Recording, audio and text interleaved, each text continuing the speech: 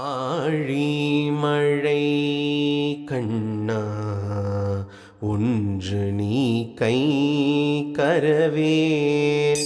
ஆழிமழை கண்ணா ஒன்று நீ கை கரவேல். ஆழியுள் புக்கு முகந்து கொடார் தேரி. ஆழியுள் புக்கு முகந்து கொடார் தேரி. ஊழி முதல்வன் உருவம் போல் மெய் கருத்து.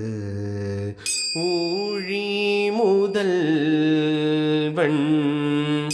உருவம் போல் மெய் கருத்து. பாழியன் தோளுடை பத்மநாபன் கையில். பாழியன் தோளுடை பத்மநாபன் கையில்.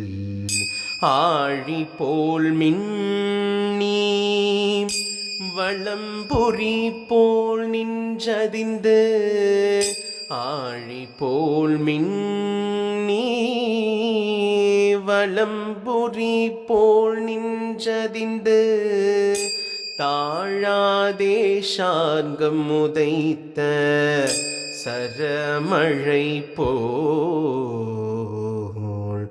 தாழாதே சார்கமுதைத்த சரமழை போல். வாழ உலகினில்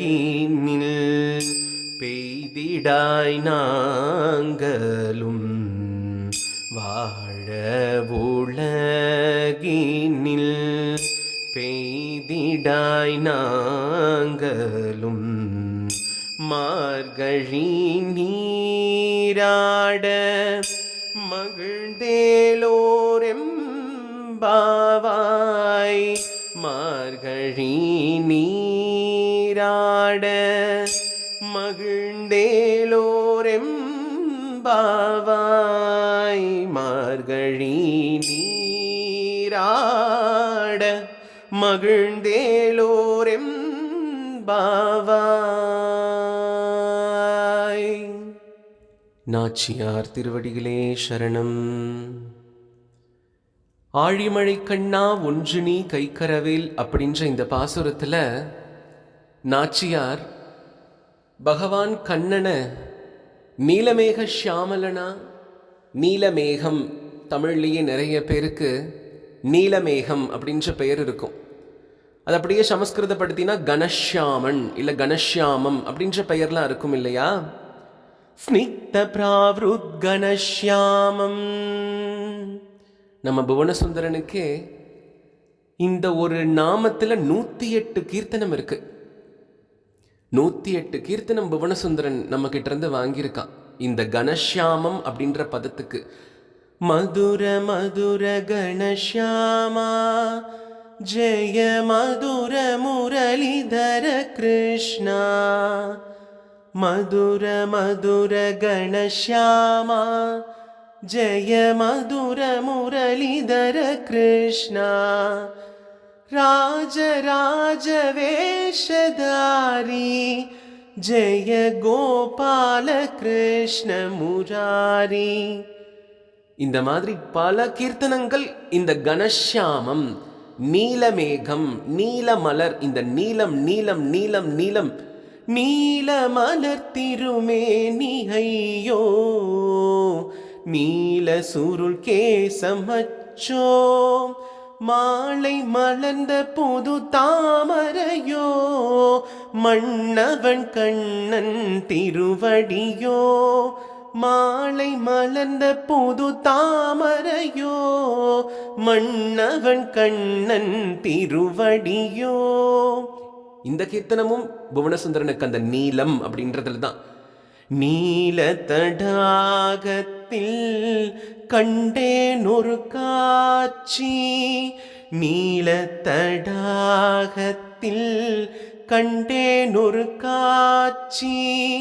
காட்சியே சாட்சியாய் வந்து நின்றது அப்படின்னு இந்த நீலம் அப்படின்ற அந்த ஒரு பதம் நமக்கு எதை ஞாபகப்படுத்தும்? மேகங்கள் எல்லாம் சூழ்ந்து வந்து நின்னா ஒரு கிருஷ்ண பக்தனுக்கும் உடனடியா ஞாபகம் வர்றது பகவானுடைய திருமேனி தானே. அந்த நீலம் அப்படின்ற அந்த பதம் ஆண்டாளுக்கு மட்டும் என்ன விதிவிலக்கா? அவளுக்கும் இந்த ஞாபகம் வந்துருச்சு, நீலமேகம் அப்படின்ற அந்த பதம். அதனால சொல்றா, ஆழிமழை கண்ணா ஒன்று நீ கை கரவேல். எனக்கு நீ ஒன்று பண்ணணும். நீ என்ன பண்ணணும் தெரியுமா? என் பிரார்த்தனையை நீ ஒன்று செய்யணும். இப்போ அது என்ன பிரார்த்தனை? எப்படி மேகங்கள் குளிர்ந்து மேலே வந்தா என்னுடைய மனசானது பகவான் கிருஷ்ணனிடத்தில் அப்படி ஓடி போயிடுறது, அப்படி ஓடி போயிடுது. அதனால எனக்கு நீ ஒரு விஷயம் பண்ணணும். எனக்கு நல்லா தெரியும், ஹே மேகமே, உனக்கும் பகவானுக்கும் நெருங்கிய தொடர்புன்னு எனக்கு தெரியும். அதனால தான் உன்னை பார்த்த உடனே எனக்கு பகவானுடைய ஸ்மரணை வர்றது. உன்னுடைய ஸ்மரணை பகவானுடைய ஸ்மரணை வேறு இல்லைன்னு நான் நினைக்கிறேன். அதனால எனக்கு நீ ஒன்று பண்ணணும். என்ன பண்ணணும்? ஆழியுள் புக்கு முகந்து கொடு ஆர்த்தேரி ஊழி முதல்வன் உருவம் போல் மெய் கருத்து. எம்பெருமானுக்கும் இந்த மேகத்துக்கும் நிறைய சாமியம் இருக்கு. ஒரே மாதிரியான விஷயங்கள் நிறைய இருக்கு. என்ன அப்படின்னா, எம்பெருமான் வருவதை பார்த்தா இந்த மேகம் எப்படி வருது அப்படின்னா நீருண்ட மேகம் வர்றது மாதிரி இருக்கான். மேகங்கள் நீர் உண்டா, அதாவது சாப்பிடாத மேகம், நீர்நிலைகள்ல இருந்து எடுத்துக்காத உணவை எடுத்துக்காத மேகம் வரும்பொழுது அது அப்படியே வேகமா போயிடும் காத்துல. அதுவே நீருண்ட மேகம் வரும் பொழுது அப்படி மெதுவா வரும் இல்லையா? அப்படி மெதுவா வரும் இல்லையா? அழகன் வருகின்றான், கண்ணன் அசைந்து வருகின்றான். அழகன் வருகின்றான், கண்ணன் அசைந்து வருகின்றான். நீரை சாப்பிடாத மேகம் வேகமா போயிடும். நீரை சாப்பிட்ட மேகம் அப்படி அழகன் வருகின்றான். இந்த பதத்தை சொல்லும் பொழுதே அழகன் வருகின்றான் அப்படின்னு சொல்லக்கூடாதான். அது அசைந்து அசைந்து வர்றதுனால அழகன் வருகின்றான், கண்ணன் அசைந்து வருகின்றான். அப்படி அந்த மேகங்கள் எல்லாம் வர்றது இல்லையா? அதுக்கு காரணம் என்ன?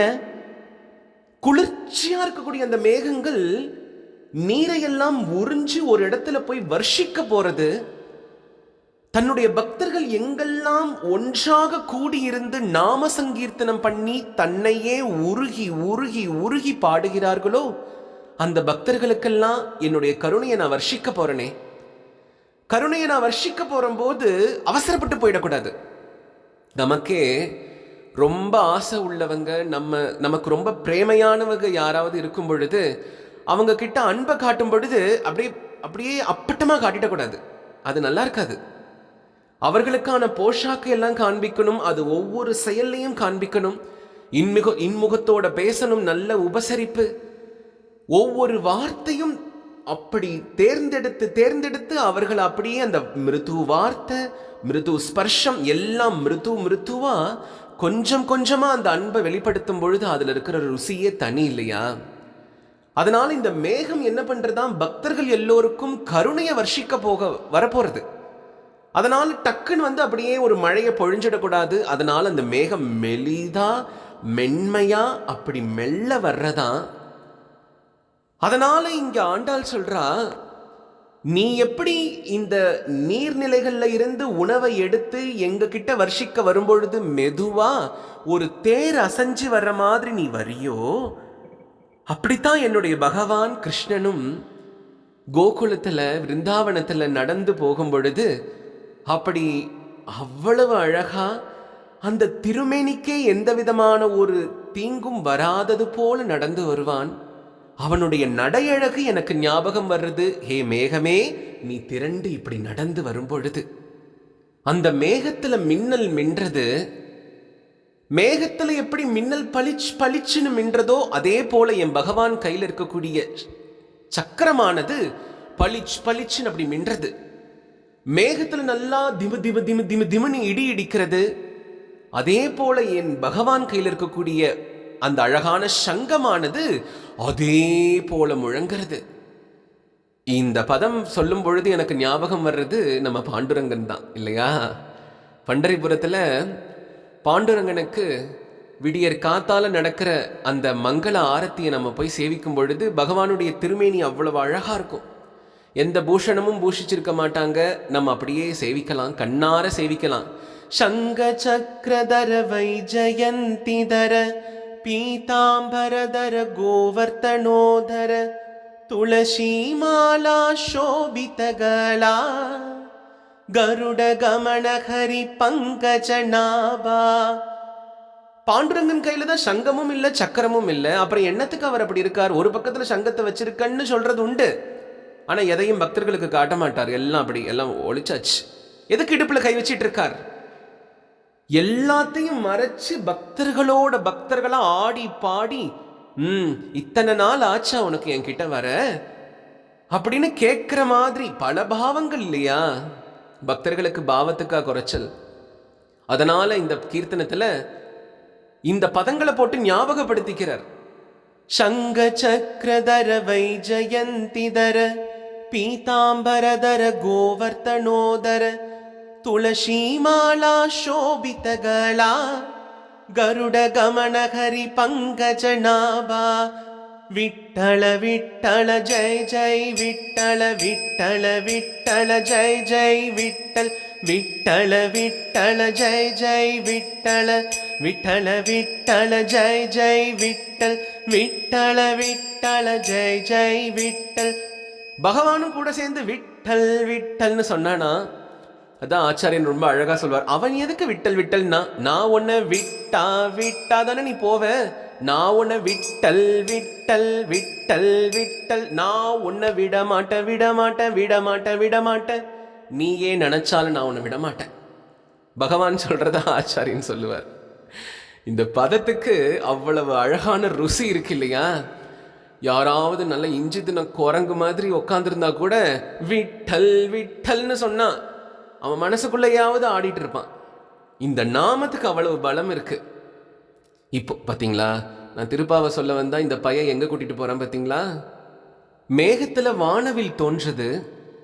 வானவில் பார்க்கறதுக்கு அப்படி வளைஞ்சிருக்கு இல்லையா? என் பகவானுடைய கையில் இருக்கக்கூடிய ஷாரங்கம் அப்படின்ற வில்லும் அதே மாதிரி தான் இருக்கு. மேகமே மின்னல் கொடி இருக்கு மேகத்துல.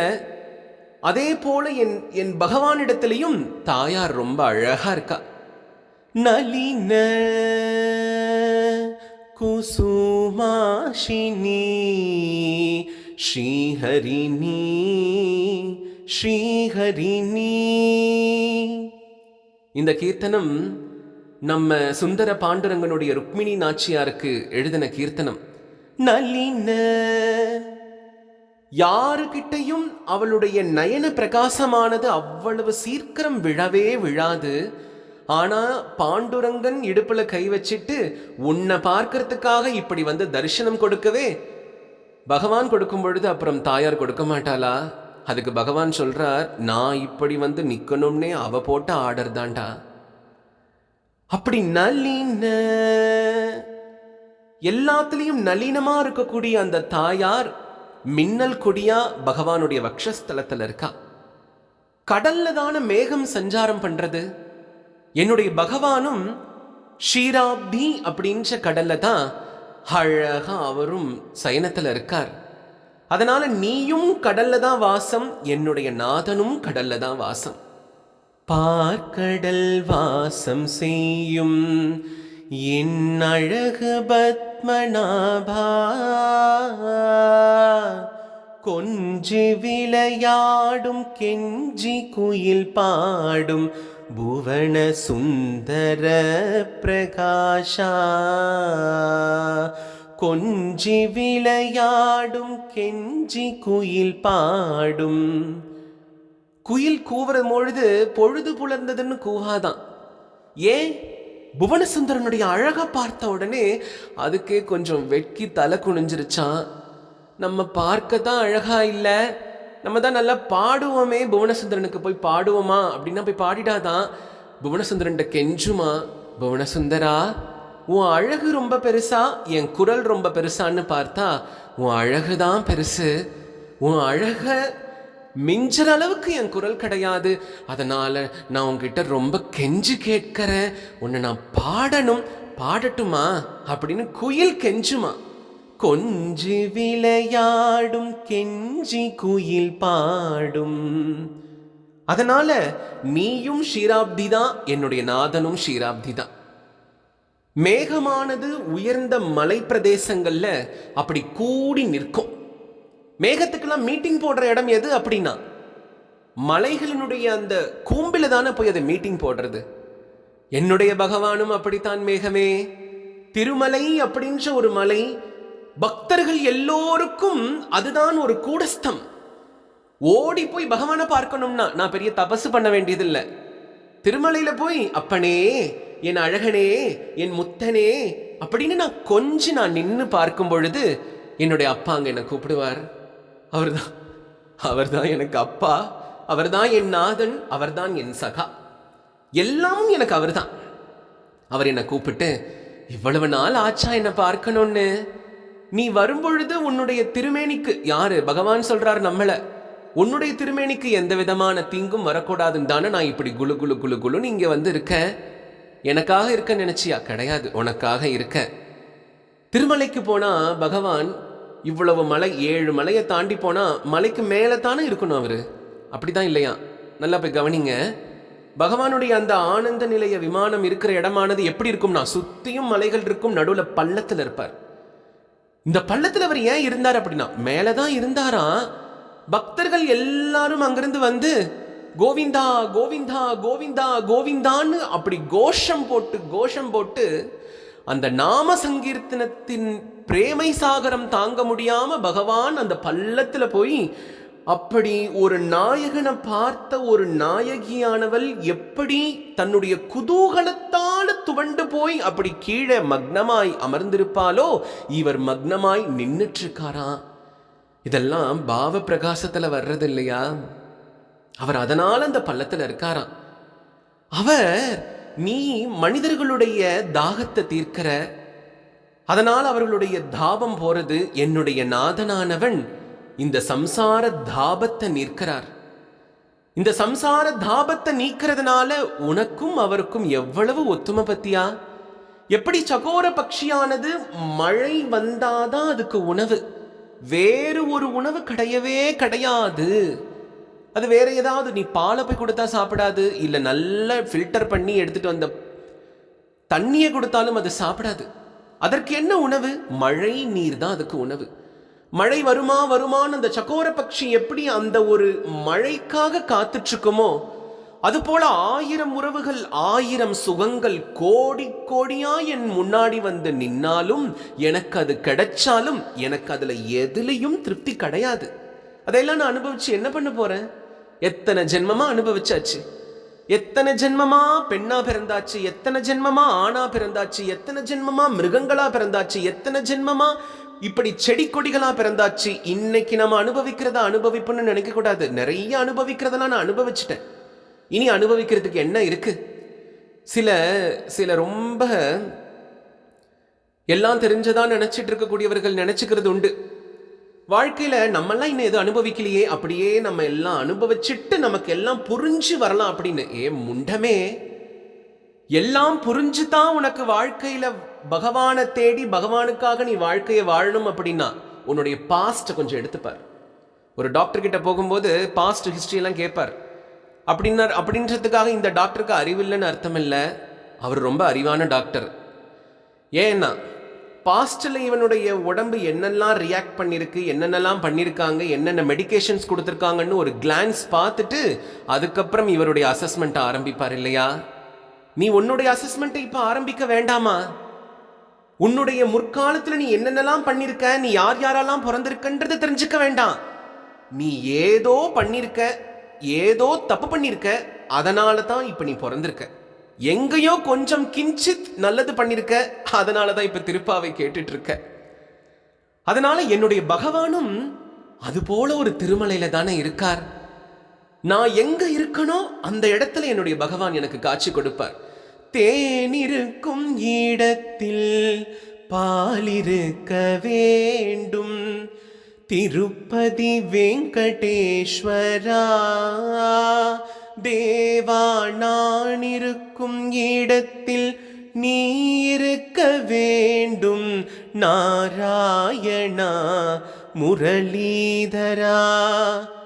ஹரி கோவிந்தா ஹரி கோவிந்தா ஹரி கோவிந்தா ஹரி கோவிந்தா ஹரி கோவிந்தா ஹரி கோவிந்தா ஹரி கோவிந்தா ஹரி கோவிந்தா. சரி, இவ்வளவு கருணையா இருக்கக்கூடிய அந்த திருமலையப்பன் அந்த மேகத்துக்கு ஒப்பானவனாச்சே, இந்த கருணை எல்லாம் அவர் எங்கிருந்து எடுத்துட்டு வந்தார்? அவருக்கு இந்த கருணை எப்படி வந்தது? எப்படிப்பா வந்தது? யாரால கிடைச்சது? யாரால கிடைச்சதுன்னா திருமலையப்பன் சொல்றார், நான் திருமலையில இன்னைக்கு வாசம் பண்றதுக்கே காரணம் யார் அப்படின்னா எங்கள் ராமானுஷன். ராமானுஜர் அன்னைக்கு வந்து ஆம் இவன் முதல்வன் அப்படின்னு இவரை ஒருத்தர் காட்டினார், இவர் ஒருத்தரை காட்டுறார், ஆம் இவன் முதல்வன். இவன் விஷ்ணு ஸ்வரூபமாக இருக்கக்கூடிய திருமலையப்பன் அப்படின்னு எனக்கு இந்த இடத்தை பட்டா எழுதி கொடுத்தவர் நம் ராமானுஜன். ராமானுஜ முனி பார்த்து இவர் பெருமாள்னு சொல்லலைன்னா இன்னைக்கு திருமலை நமக்கு இல்லை. வந்தவன் எல்லாம் என்னென்னமோ சொல்றான். அவர் முருகர்னு சொல்றான், அவர் அம்பாள்னு சொல்றான், பின்னாடி பெரிய சடை இருக்குன்னு சொல்றான், என்னென்னமோ பண்ணினா. இவர் சொன்னார், நீ யார சொல்ற? நீ என்னென்ன சொல்றியோ அந்தந்த தேவாந்திரங்களுடைய எல்லா ஆயுதங்களையும் எடுத்து வச்சு நடைய சாத்து அப்படின்னு காத்தால நடைய திறக்கும் பொழுது பகவான் எல்லா ஆயுதங்களும் அப்படி உடஞ்சு போய் கிடந்தது. அந்த இடத்து உண்மை நிகழ்வு இது. எல்லாம் உடஞ்சு போய் கிடக்கு. பகவானுடைய திருக்கைகள்ல சங்கமும் சக்கரமும் இருக்கு. அதான் சங்காழி அளித்த அப்பன். யாரு? பெருமாளுக்கு இவர் அப்பன், ராமானுஜர் அப்பன். அந்த ராமானுஜர், அந்த ராமானுஜர்ன்ற பெரிய சமுத்திரத்திலிருந்து தான் ஹே மேகமே நீ மழை நீரை கொண்டு வர, என்னுடைய திருமலையப்பன் அந்த ராமானுஜன்ற பெரிய சமுத்திரத்திலிருந்து தான் கருணைன்ற அந்த மழையை எங்களுக்கு கொடுக்கிறார். அந்த ராமானுஜனுடைய திருமேனி அப்படி இருக்குமா? பெருமாளுடைய திருமேனி உச்சிதமா, மாமுனியுடைய அதாவது ராமானுஜருடைய திருமேனி உச்சிதமா, மாமுனிகளா அவரே பின்னாடி வரார். உச்சிதமானு பார்த்தா ராமானுஜருடைய திருமேனியை சேவிச்சதுனால தான் திருவேங்கடமுடையானுக்கே இன்னைக்கு இவ்வளவு பெருமனா. அந்த ராமானுஜரை நாம சேவிக்க வேண்டாமா? ராமானுஜர் சொல்லிட்டு போயிருக்காராம், இதோ பாருப்பா, கலியுகத்துல எத்தனையோ குழந்தைகள் எதிலையோ மாட்டிட்டு எப்படியோ ரொம்ப அவஸ்தப்படும். நீர் அங்க போய் எதையும் பார்க்க கூடாது. உம்முடைய சன்னிதானத்துல வந்து கோவிந்தா இந்த ஒரு பதத்தை நினைச்சாலே நீ அவர்களுக்கு நல்லதை தான் கொடுக்கணும், உன் திருவடியில சேர்த்துக்கணும். நான் சொல்றது புரியுறதா? உடனே பெருமாளும் சொன்னார், ஆம் அப்படியே அப்படின்னாராம் அவரும். அதுபோல பற்பமென திகழ் பைங்கழல் உந்தன் பல்லவமே விரலும் பாவனமாகிய பைந்துவராடை மதிந்த மருங்கழகும் முப்புரி நூலோடு முன்கையில் ஏந்திய முக்கோல் தன்னழகும் முன்னவர் தந்திடு மொழிகள் நிறைந்திடு முறுவல் நிலாவழகும் கற்பகமே விழி கருணை பொழிந்திடும் கமல கண்ணழகும் காரிசுதன் கழல் சூடிய முடியும் கணநற்சிகை முடியும் எப்பொழுதும் எதிராசன் வடிவழகு என் இதயத்துள்ளதால் எப்பொழுதும் எதிராசன் வடிவழகு என் இதயத்துள்ளதால் இல்லையெனக்கெதிர் இல்லையெனக்கெதிர் இல்லையெனக்கெதிரே இல்லையெனக்கெதிர் இல்லையெனக்கெதிர் இல்லையெனக்கெதிரே யதிராஷா யதி ராமானுஜா யதிராஷா யதி ராமானுஜா. ஆண்டாள் தன்னுடைய குலதெய்வமான சுந்தரராஜ பெருமாள், அழகான சுந்தரன், அந்த அழகர்மலை நாதனுக்கு அவர்தான் குலதெய்வம். ஆண்டாளுக்கு 100 தடாகம் அக்கார அடிசல் கொடுக்கிறதா பிரார்த்தனை பண்ணிட்டான். எனக்கு ரங்கராஜனுடைய திருவடி கிடைக்கணும், அதற்கு கிடைச்சா உனக்கு 100 தடாகம் கொடுக்கறேன்னு. கிடைச்ச உடனே அவ போயிட்டா. 100 தடாகம் சமர்ப்பிக்கல. இத தெரிஞ்ச ராமானுஜர் என்ன பண்ணார், அச்சோ அவளுடைய வேண்டுதலை நாம நிறைவேற்ற வேண்டாமா அப்படின்னு பிரேமையே வடிவமா அந்த அழகர்மலை நாதனுக்கு 100 தடாகம் அக்கார அடிசல் கொடுத்தார். அதை சமர்ப்பிச்சுட்டு அந்த பிரசாதத்தை கொஞ்சம் எடுத்து ஸ்ரீவில்லிபுத்தூருக்கு ஆண்டாள் கிட்ட அதை கொடுக்கறதுக்காக அப்படி நடந்து போயிட்டு இருக்கார். ஸ்ரீவில்லிபுத்தூர் எல்லை வந்த உடனே மூலஸ்தானத்திலிருந்து ஆண்டாள் அவளுடைய அர்ச்சாரூபம் தாங்கி அப்படி ஓடி வரா. நமக்கு அர்ச்சாரூபம், அர்ச்சாரூபம் சத்தியம். ராமானுஜருக்கு ஆண்டாள் ஓடி வரா. ஓடி வந்து அண்ணா அப்படின்னு வந்து கட்டி அணைச்சுக்கிட்டாலாம். தங்கையுடைய வேண்டுதலை நிறைவேற்றுறது அண்ணனுடைய கடமையாச்சே. அண்ணா பெரும்புதூர் முனிக்கு பின்னானால் வாழியே. நம் பெரும்புதூர் அவதரிச்ச ராமானுஜனுக்கு பின்னாடி பிறந்தவளான கோதை நீ வாழியவே. தாயாருடைய லட்சண ஸ்வரூபம்ன்றது அதுதானே. இப்பேற்பட்ட ஸ்வரூபம் வேதாந்த தேசிகர் ரொம்ப அழகா ஒரு கோதாஸ்துதி அப்படின்னு ஒன்று பண்ணியிருக்கார். ஸ்ரீவில்லிபுத்தூர் போய் அவர் ஒரு ஒரு தெருவில் தங்கியிருக்கார். அந்த ஜாகையில் இருக்கும் பொழுது ரொம்ப அழகா 29 ஸ்லோகங்கள் அவர் கோதாஸ்துதியில் பண்ணியிருப்பார். சரி, தாயாரை போய் கோவிலில் மங்களாசாசனம் பண்ணிட்டு வரலாம் அப்படின்னு அவர் நினைக்கும் பொழுது அன்னைக்கு புறப்பாடு ஆகி ஆண்டாள் வந்து கோதை நாச்சியார் ஊர்வலமாக கிளம்புறா. எப்பையும் போகிற தெருக்கல்ல போகும் பொழுது அங்கே திடீர்னு தீட்டு ஏற்பட்டுடுறது. உடனே வேதாந்த தேசிகர் எந்த தெருவில் தங்கியிருக்காரோ அந்த தெரு வழியாக போனாதான் திரும்பி சன்னதி போய் அடைய முடியும். அதனால தேசிகர் தங்கியிருந்த அந்த தெரு வழியாக ஆண்டாள் வரும் பொழுது எப்படி வந்தா அப்படின்னா, நீர் எப்போ வந்து என்ன மங்களாசாசனம் பண்ணுறது, நீர் எனக்காக வைத்திருந்த பாடல்களை வாங்கிறதுக்காக நானே வந்துட்டேன், எங்கே அந்த பாடல்கள் எல்லாம், எங்கே அந்த பாசுரங்கள் எல்லாம் அப்படின்னு ஒரு பிரேமையோட வந்து கேட்கிற ஒரு பாவத்தில் இருந்தார் வேதாந்த தேசிகர். ரொம்ப அற்புதமாக இருக்கும். ஸ்ரீ விஷ்ணு சித்த குலநந்தன கல்பவல்லிம் ஸ்ரீரங்கராஜ ஹரிச்சந்தன யோக திருஷ்யாம் சாக்ஷாத் ஷமாம் கருணையா கமலாமிவான்யாம் கோதாமனன்ய சரணக சரணம் பிரபத்யே.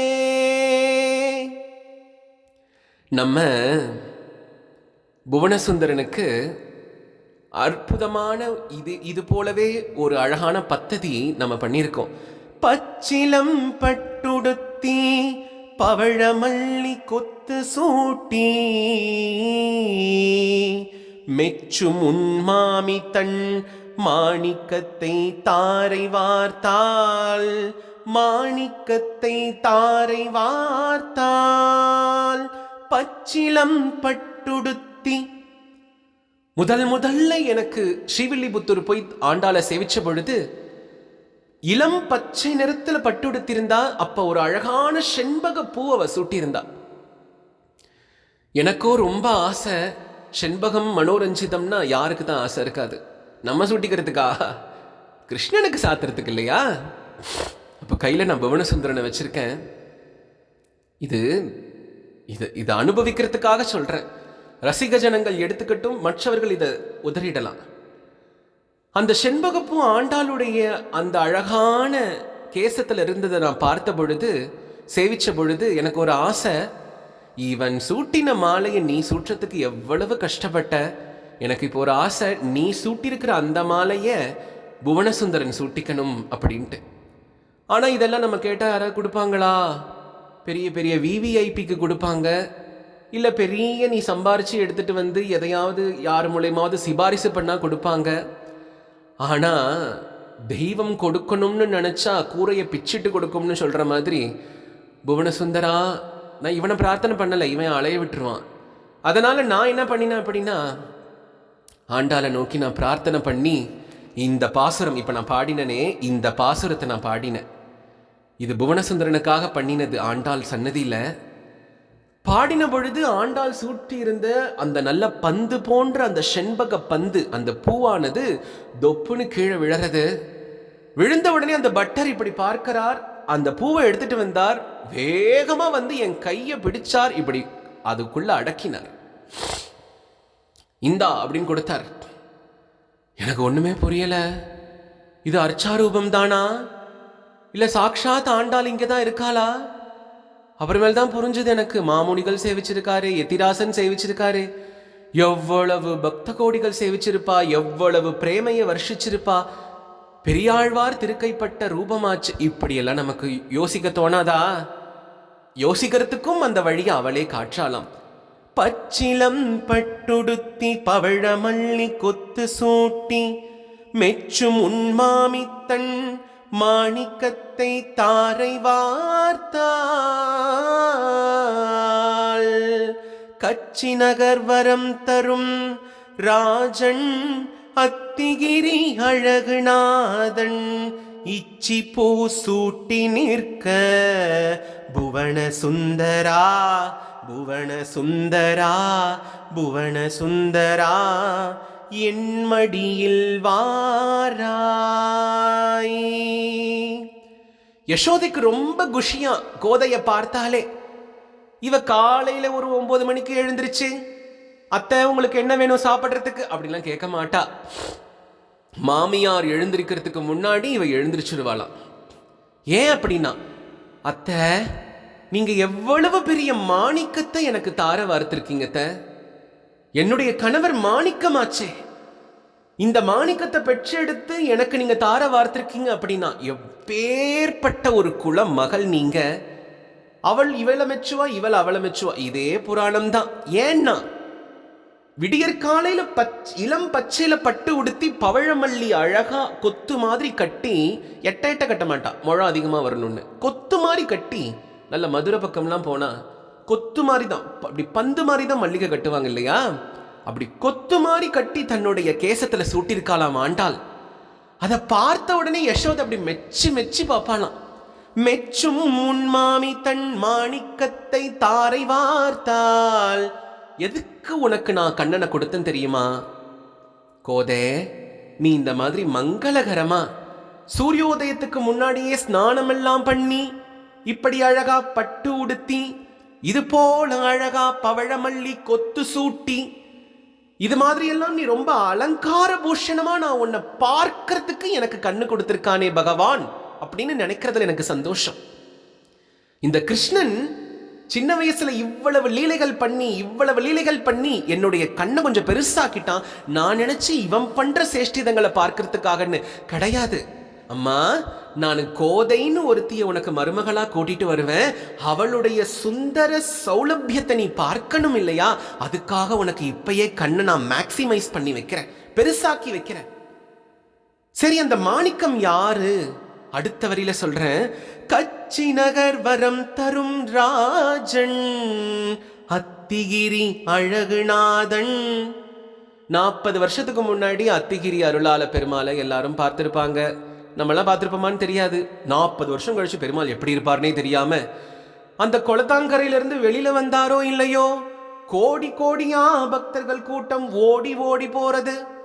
வெளியில போனா இவ சீரி சிங்காரிச்சு மைய கொஞ்சம் அழைச்சாலே கொஞ்சம் அப்படி உட்கார்ந்து திரும்பியும் ரீமேக்கப் பண்ணி போறவோ, இப்போ 40 மணி நேரம், 50 மணி நேரம், 20 மணி நேரம், 4 நாள் 6 நாள்னு கூட்ட நெரிசல்ல இப்படி உடம்ப போட்டு கரும்பு ஜூஸ் பிழிற மாதிரி பிழிஞ்சு கடைசியில கொண்டு போய் அத்திவரதன் சன்னதியில நின்னா, ஆஹா இப்ப தெரியறது இந்த ரூபம் ஏன் பாதுகாக்கப்பட வேண்டிய ரூபம் அப்படின்னு.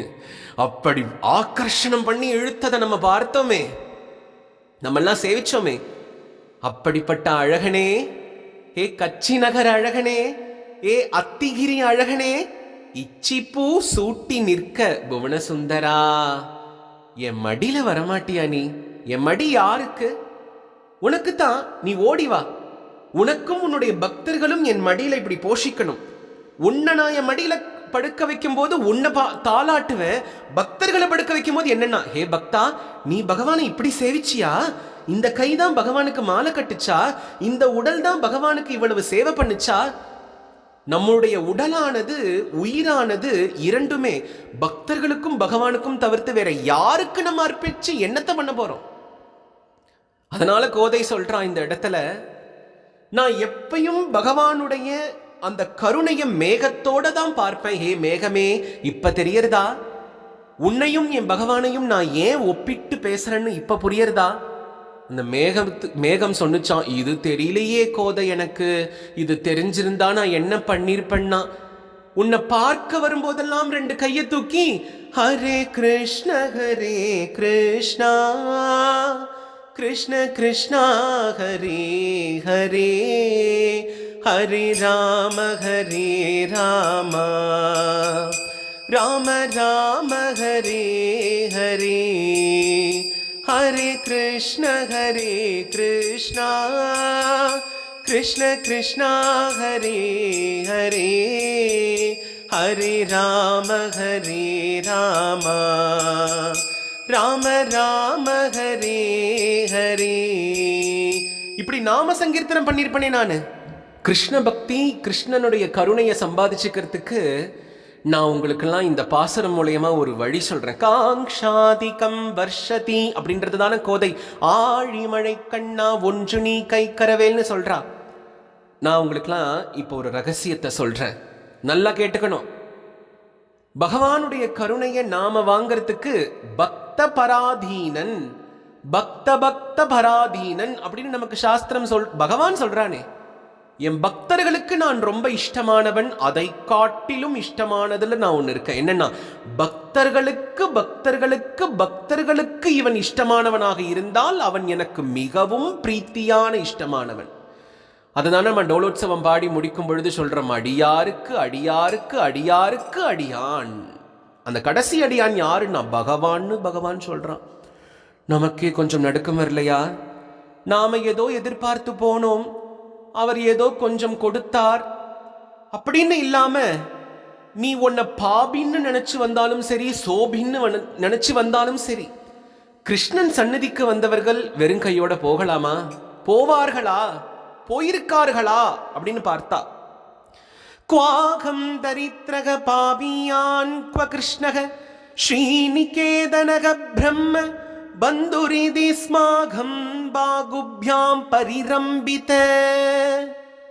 குச்சேலன் ஒரு தடவை என்ன பண்ணினார், துவாரகைக்கு போயிட்டு வரும்பொழுது வர்ற வழியில, அதாவது பகவானுடைய கிருஷ்ண தரிசனம் ஆகி வர்ற வழியில, ஊருக்கு போயிட்டு இருக்க வழியில அவர் ஒண்ணு நினைச்சாராம், நான் பாபியாயிட்டேனே, திருடனாயிட்டேனே. எதனால அப்படி சொன்னார் அப்படின்னா, கிருஷ்ணா, நீயோ ஒரு சின்ன குழந்தை, உனக்கு எதுவுமே தெரியாது, உன்னை பார்க்க யாராவது வந்தா வெறுங்கையோட போகக்கூடாதுன்னு எதையாவது நீ கொடுத்து அனுப்பிடுற. ஆனா கொடுத்து அனுப்பினது ஏதோ சாதாரணமான விஷயமா இருக்கா? உன்னுடைய பட்டத்து மகிழ்ச்சியான ருக்மிணியுடைய ஒரு ஸ்வரூப லாவண்யத்தை அப்படி பன்மடங்கு பகு ஐஸ்வர்யமா வர்றவ எல்லாருக்கும் கொடுக்கிற. வாசல் வரைக்கும் நீ வந்தல்ல, வந்து குச்சேலா நான் போயிட்டேன், நீ என்னை கூப்பிட்ட, குச்சேலா அப்படின்னு என்னை கூப்பிட்ட, பிரேமையோட என்னை பார்த்த. நான் உன்னை விட்டு கிளம்ப போறேன் அப்படின்னு சொல்லும் பொழுது உன்னுடைய மனசெல்லாம் துடிச்சது, உன்னுடைய கண்கள் எல்லாம் நீரோட்டமா இருந்தது, உன்னுடைய கை கால்கள் எல்லாம் நடுக்கமா இருந்தது. அதை நான் பார்த்தேன் கிருஷ்ணா. அப்ப நீ என்னை கூப்பிட்டு அந்த கடைசி முற்று நான் மறையிற வரைக்கும் வாசல்ல நீ நின்று என்னையே பார்த்துட்டு இருந்த. அதனுடைய அர்த்தம் என்னன்னு எனக்கு இப்ப புரியுது.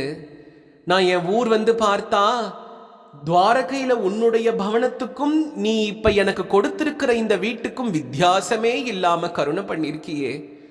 அங்க உன்னுடைய மனாட்டி பட்டத்து மகிஷி ருக்மிணி மாதா ஸ்ரீதேவி நாச்சியார் அணிஞ்சிருந்த அத்தனை அணிகலனும் அதே வைர மாலை, அதே முள்ளு மாலை, அதே முள்ளரும்பு மாலை, அதே பவழ மாலை, அதே முத்து மாலை, இதெல்லாம் இப்ப என்னுடைய பெண்டாட்டி கல்யாணியும் போட்டிருக்காளே. உன்னுடைய கருணையை நான் என்னன்னு சொல்றது? மகிஷ்யா விஜித்த ஸ்ராந்தக வாலவ்யஜனஹஸ்தயா அகோபாவ சம்வாகனாதிபி. நீ வாசல்ல வந்து நின்னும் போது நானும் உன்னை விட்டு பிரிய முடியாம தான் கிளம்பினேன். அப்படியா கிருஷ்ணா, இப்படி நீ பாப்ப நான் இங்க திருடனாயிட்டனே, உன்கிட்ட இருந்து இப்படி நான் எல்லாத்தையும் பறிச்சிட்டு வந்துட்டனே. கையால கொடுக்க முடிஞ்சா கொஞ்சம் தான் கொடுக்க முடியும்னு உன் கண்ணால கொடுத்தியா கிருஷ்ணா? உன் கருணையால கொடுத்தியா? நீ இவ்வளவு கருணையா என்ன பார்ப்பியா? மகாவிபூதே ஏவலோகே தோணன்யா நைவோபபத்யேத யதுத்தமஸ்ய. கண்ணா, நான் இதையா கேட்டேன்? நான் இதையா கேட்டேன்? என்னை பார்த்ததும் ஆசையா ஓடி வந்து ஆலிங்கனம் பண்ணி குச்சேலா அப்படின்னு நீ ஆற தழுவியே. அந்த பிரேம எனக்கு ஒண்ணு போறாதா? இந்த பொண்ணும் பொருளத்தையும் வச்சுட்டு நான் என்னத்த பண்ண போறேன்? இந்த பொண்ணும் பொருளும் வாசனையும் என்னை விட்டு போகணும்னு தானே நான் உன்கிட்ட உன் சங்கம் நாடி வந்திருக்கேன். இப்படி நான் இதெல்லாம் போகணும்னு உன் சங்கத்தை நாடி நான் வரும்பொழுது திரும்பியும் இதையெல்லாம் எனக்கு நீ கொடுத்து நீ என் மேல இப்படி பிரேமைய வர்ஷிக்கலாமா? உன் பிரேமை எனக்கு வேணும். என்னை பார்த்தா நீ ஆசையா பேசுற, ஆலிங்கனம் பண்ற, எனக்காக நீ எல்லாம் செய்யற அந்த ஒரு உறவு, அந்த ஒரு அன்பு, அந்த ஒரு நேசம், இது எனக்கு உலகத்துல வேற எங்கேயும் கிடைக்காது. இது உன்கிட்ட மட்டும் தான் கிடைக்கும் கிருஷ்ணா. இது உன்கிட்ட மட்டும் தான் கிடைக்கும். வேற யார்கிட்ட கிடைக்கும்? வேற யார்கிட்டையும் கிடைக்காதே. அதுவும் நீயும் நானும் ஸ்திரீ புருஷால் கிடையாது, நம்ம இருவருமே புருஷால் தான். அதனால நமக்குள்ள இருக்கக்கூடிய பழக்கத்துக்கு எந்த விதமான ஒரு அபிலட்சணமும் கிடையாது. இங்க விலட்சணமும் இல்ல, அபிலட்சணமும் இல்ல, பிரேம ஒண்ணுதான் இருக்கு கிருஷ்ணா. அதனால சொல்றேன், நீ கொடுக்கிறவன், நான் வாங்கிறவன். ஆனா உலகம் சார்ந்த விஷயங்கள் எனக்கு வேண்டாம், உன் பிரேமையே எனக்கு போதும் அப்படின்னு ஆண்டாள் அந்த மேகத்துக்கிட்ட சொல்றா. மேகத்துக்கிட்ட சொல்லும் பொழுது இன்னொரு விஷயத்த சொல்றா. ஹே மேகமே, நீ வர்ஷிக்கிற மழையானது எப்படி ஜீவன்களை எல்லாம் வாழ பண்றதோ அதுபோல என் பகவான், என் கண்ணன், என் கோவிந்தனுடைய நாமமானதுதான் என்னை இந்த நோன்பை இருக்க செய்யறது அப்படின்னு சொல்லி இந்த பாசுரத்துல ரொம்ப அழகா அவளுடைய பிரேமையை நமக்கு காட்டி கொடுக்கிறாள்.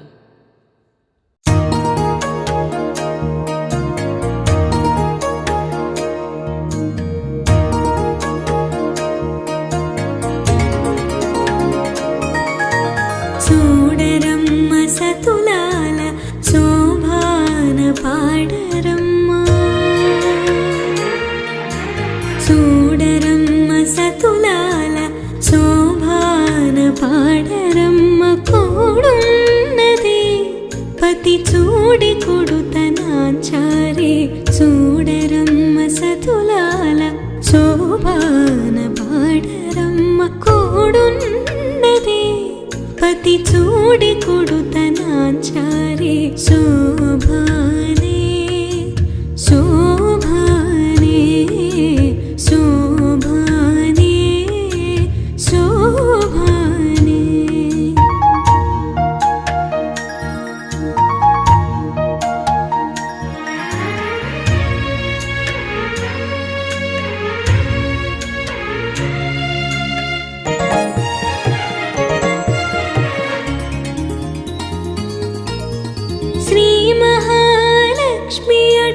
సింగారాలకే మరుదో, కాముని తల్లి అట చక్కదనాలకే మరుదో. శ్రీ మహాలక్ష్మి అట సింగారాలకే మరుదో, కాముని తల్లి అట చక్కదనాలకే మరుదో.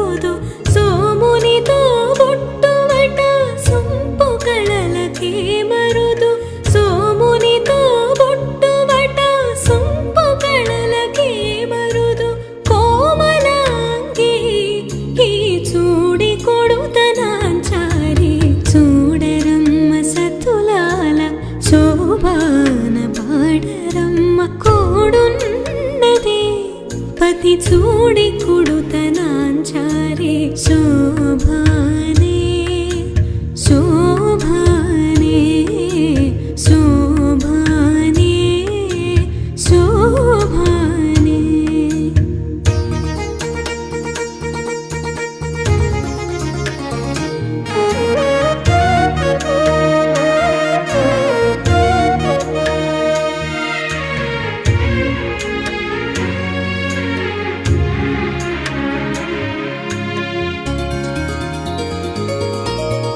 కలశాబ్ది కూతురట గంభీరాలకే మరుదు తలపలోకమాతయట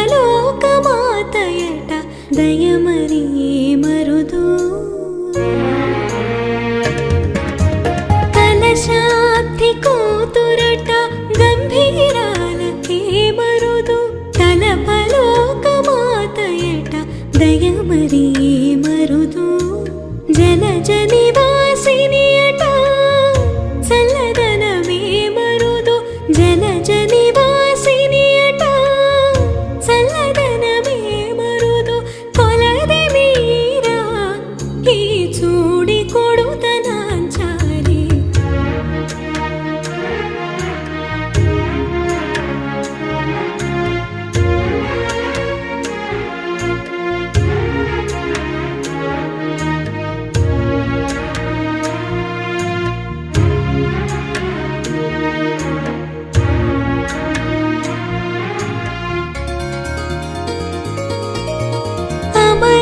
అమరవందితయట అట్టి మహిమయే మరుదు అమృతము చుట్టమట ఆనందాలకే మరుదు. అమరవందితయట అట్టి మహిమయే మరుదు అమృతము చుట్టమట ఆనందాలకే మరుదు. దమితో శ్రీ వెంకటేశు తానే వచ్చి పెండ్లాడే. దమితో శ్రీ వెంకటేశు తానే వచ్చి పెండ్లాడే. కొమెర వయస్సు ఈ చూడి కొడుతనాంచారి. చూడరమ్మ సతులాల శోభాన పాడరమ్మ కోడున్నది పతి చూడి కుడుతనాంచారి